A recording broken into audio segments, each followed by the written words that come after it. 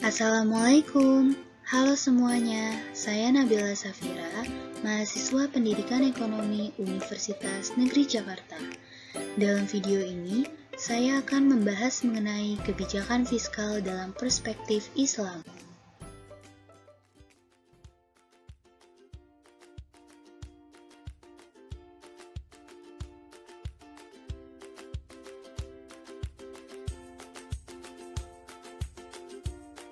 Kebijakan fiskal merupakan kebijakan pemerintah dalam mengatur setiap pendapatan dan pengeluaran negara yang digunakan untuk menjaga stabilitas ekonomi dalam rangka mendorong pertumbuhan ekonomi.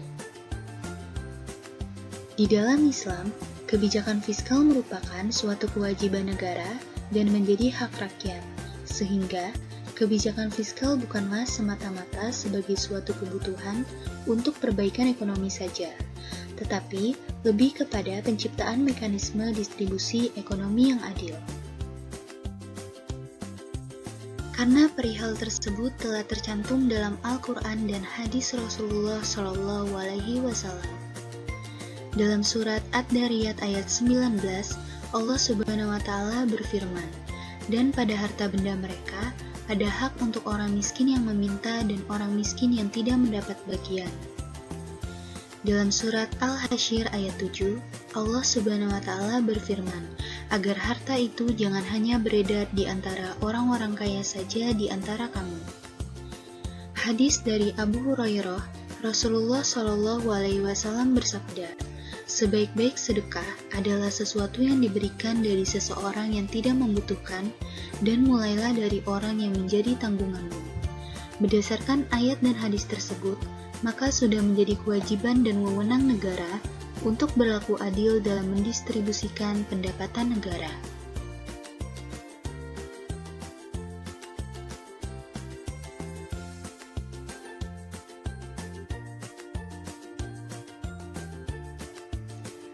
Islam mendirikan tingkat kesetaraan ekonomi dan demokrasi yang lebih tinggi, yang berarti setiap anggota masyarakat dapat memperoleh akses yang sama terhadap kekayaan.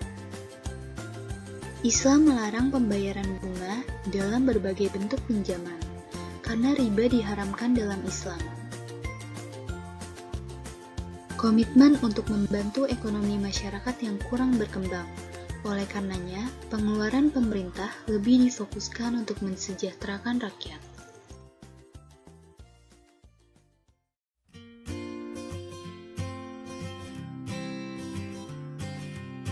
Masa Nabi Muhammad SAW, kebijakan yang diberlakukan diantaranya memfungsikan Baitul Mal. Baitul Mal dibentuk oleh Rasulullah sebagai tempat pengumpulan dana negara, pendapatan nasional dan partisipasi kerja, peningkatan pendapatan dan kesempatan kerja dengan cara membagikan tanah sebagai modal kerja bagi kaum muhajirin dan ansor. Kebijakan pajak berdasarkan jenis dan jumlahnya. Kebijakan fiskal berimbang. Dengan metode ini, pemerintahan Rasulullah hanya mengalami sekali defisit neraca anggaran belanja, yaitu setelah terjadinya Fathul Makkah. Namun, kemudian kembali surplus setelah Perang Hunain. Kebijakan fiskal khusus, dengan cara meminta bantuan muslimin yang kaya untuk memberi pinjaman kepada para mualaf. Masa Khulafaur Rasyidin. Masa Abu Bakar Asy-Syiddiq, pendapatan negara langsung didistribusikan kepada rakyat dengan prinsip kesamarataan. Masa Umar bin Khattab, pendapatan negara tidak didistribusikan sekaligus, melainkan dikeluarkan secara bertahap sesuai kebutuhan. Masa Utsman bin Affan, terdapat kebijakan skala prioritas bagi pendistribusian harta dan kebijakan swastanisasi bagi tanah milik negara. Masa Ali bin Abi Thalib, diberlakukan pendistribusian seluruh pendapatan negara yang ada di Baitul Mal Madinah, Busra, dan Kufah. Abad Pertengahan. Masa Daulah Umayyah, mayoritas pendapatan negara dari jizyah dan kharaj, pengeluaran negara banyak untuk pembangunan infrastruktur. masa Daulah Abbasiyah, dikeluarkannya kebijakan kebebasan kepada para pedagang asing dan bidang perdagangan berkembang secara pesat.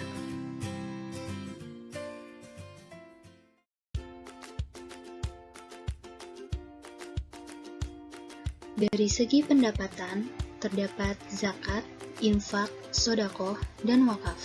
Zakat merupakan komponen utama dalam pendapatan negara Islam.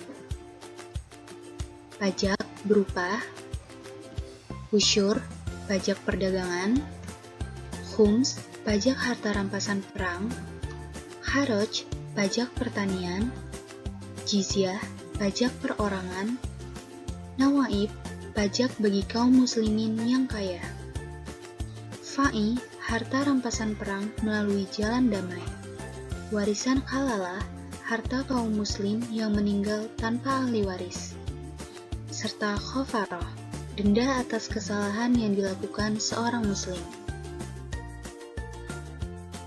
Dari segi pengeluaran digunakan untuk penyebaran Islam, pendidikan dan pengembangan ilmu pengetahuan, pembangunan infrastruktur, pembangunan armada perang dan pertahanan keamanan, serta penyediaan layanan sosial, yang mana zakat hanya diberikan untuk 8 golongan, diantaranya orang fakir, orang miskin, amil zakat, orang-orang yang tidak mampu membayar utang, mualaf, budak, orang yang berjihad di jalan Allah, dan para musafir. Sekian pembahasan mengenai kebijakan fiskal dalam perspektif Islam. Mohon maaf apabila terdapat kesalahan, karena kebenaran hanyalah milik Allah Subhanahu wa Ta'ala. Terima kasih telah menonton, semoga bermanfaat. Wassalamualaikum.